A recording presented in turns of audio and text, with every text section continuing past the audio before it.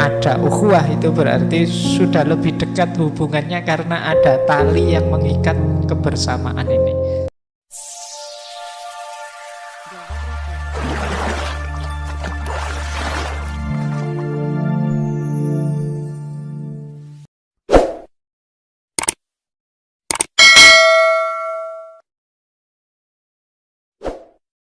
Namanya ukhuwah. Ini istilah bagi yang muslim mesti akrab sekali di telinga kita, familiar sekali, sering dipakai juga. Apalagi sekarang banyak juga yang panggilannya kan pakai akhi, pakai ukhti, pakai ikhwani fillah dan lain sebagainya. Ini kan istilah yang familiar. Maka malam hari ini yuk kita belajar. Daripada kita sering dengar tapi tidak ngerti maksudnya, malam hari ini kita belajar tentang ukhuwah. Ukhuwah ini sebenarnya kalau dalam Islam salah satu istilah untuk menyebut aspek persahabatan. Kalau teman-teman membaca Ihya-nya Imam Ghazali, kalau dalam Islam itu hubungan antar manusia itu oleh Imam Ghazali ada kalanya disebut mu'asyarah, ada kalanya disebut suhbah, ada kalanya disebut ukhuwah. Jadi tiga ini. Kalau mu'asyarah itu sebenarnya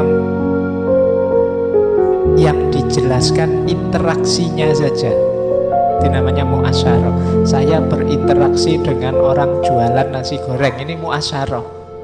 Tapi kan tidak terlalu akrab. Ya memang dalam hidup ini secara niscaya kita berhubungan dengan orang lain, itu namanya mu'asyarah.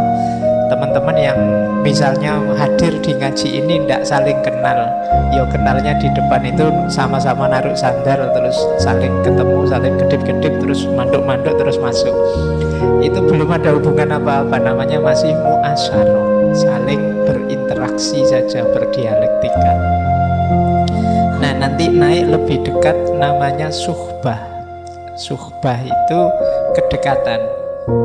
Jadi kalau sudah kenal misalnya, ternyata kita satu kampus ya, ternyata kita harusnya kenal sejak lama, baru kenal sekarang di masjid ini, terus jadi akrab, jadi dekat. Iya, nasib kita sama-sama tidak lulus lama ternyata misalnya. Nah ini namanya suhbah, rasa senasib, kedekatan. Ini persis seperti konsep persahabatan yang kemarin kita bahas. Nah nanti ada yang lebih dalam, namanya ukhuwah. Kalau ukhuwah itu sudah ada semacam keterikatan. Mungkin karena hubungan darah, maka saudara itu kan bahasa Arabnya akhun, yang perempuan ukhtun. Nah jadi, meskipun bukan saudara dengan hubungan darah, mungkin karena alasan lain. Mungkin sesama anak bangsa, sesama kita Indonesia itu boleh juga pakai istilah ukhuwah. Bahkan sesama manusia pun boleh pakai istilah ukhuwah. Kita ada dasar yang sama yang mengikat. Ini namanya ukhuwah. Makanya ada istilah ukhuwah itu tidak hanya persaudaraan darah, tapi ada ukhuwah Islamiyah. Ini persaudaraan dasarnya agama. Ada ukhuwah basyariyah, persaudaraan dasarnya jenis kita manusia.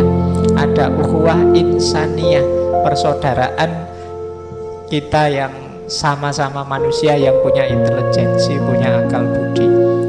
Bahkan ada ukhuwah alamiah, persaudaraan semesta. Kita ini sama-sama makhluknya Allah. Nanti dalam konteks berbangsa, bernegara, kita akrab dengan istilah ukhuwah watoniyah, persaudaraan sesama anak bangsa. Nah ini ukhuwah. Jadi kalau ada ukhuwah itu berarti sudah lebih dekat hubungannya karena ada tali yang mengikat kebersamaan ini. Ya kalau insaniyah jauh lebih luas, alamiah jauh lebih luas lagi. Kalau mampu, mari kita kembangkan persahabatan, persaudaraan ini bahkan di level alam semesta. Dulu waktu kita belajar tentang filsafat lingkungan, etika lingkungan, itu kan kita diminta bersaudara tidak hanya dengan sesama manusia, tapi juga dengan lingkungan sekeliling kita, baik biotik maupun abiotik. Nah, baik, malam hari ini kita membahas beliau dari Turki. Nama beliau Said, lahir di daerah Nurs.